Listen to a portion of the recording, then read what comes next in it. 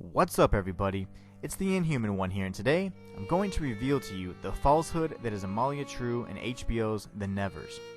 In this video, we'll be analyzing key scenes that allude to the fact that Amalia not only has a secret power, but what that power may be. Simply put, I believe that Amalia True is a shapeshifter. Don't believe me? Well, stick around to see how far off we may be from the truth about Amalia True. Let's jump right into the theory, shall we? The first scene that planted the seed in my mind was when Amalia and Penance met with the Beggar King. After their brief and somewhat terse encounter, the Beggar King pulled a blade on Amalia and threatened to cut her face. Amalia's reaction wasn't what shocked me the most. It was what she said that gave me chills. This isn't my face.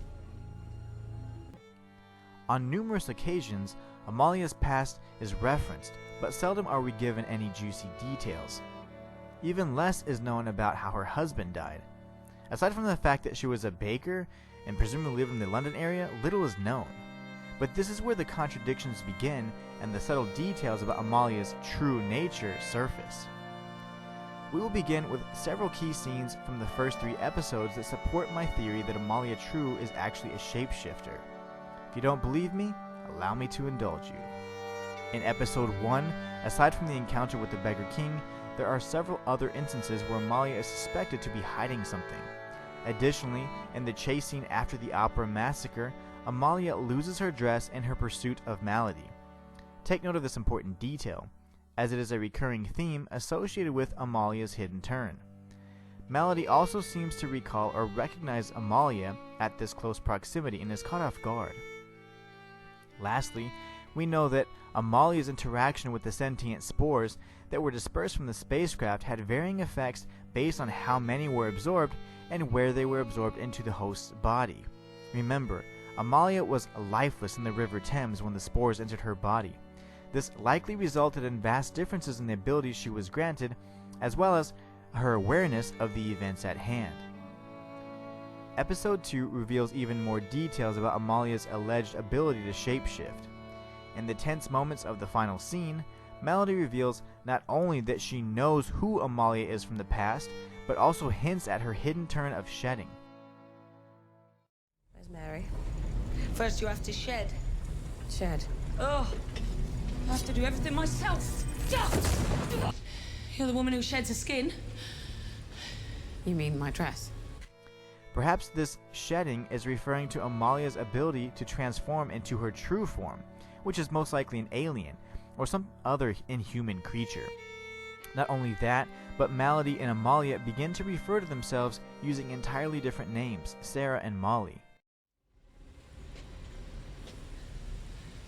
Molly.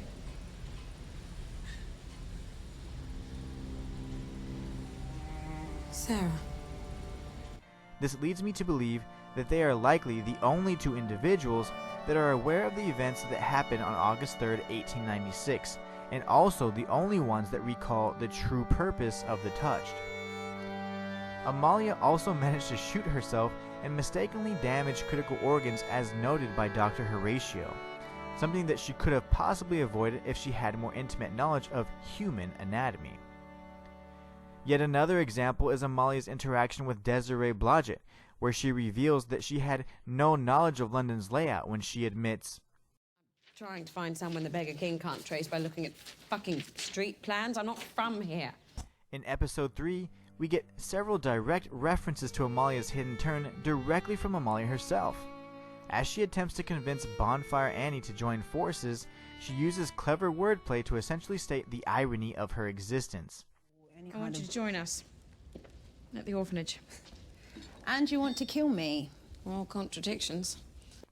You see, the joke is on Amalia, as her current alias is Amalia True, and hardly anything she states rarely ever is.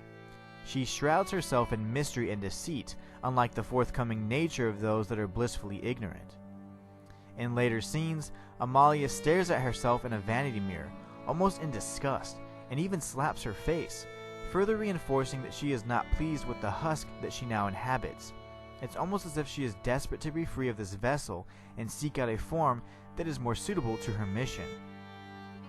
The next interesting interaction we see is when Mary offers to play a song of Amalia's choice. However, instead of picking a popular contemporary tune, she states, None you'd know. But keep playing. lending even more evidence that Amalia's existence is just a farce. During her encounter with Odium on the pond, Amalia once again disrobes, further reinforcing the motif of shedding the skin. Even Penance notices and jokingly questions if she likes dresses. I would have to argue that Amalia's true form is most likely male and is definitely otherworldly in nature, perhaps something akin to the creature trapped in Lord Massen's basement. Now, what do you think Amalia True is hiding? If you agree with my theory, comment shapeshifter down below. And until next time, it's the Inhuman One signing out. Welcome to my universe.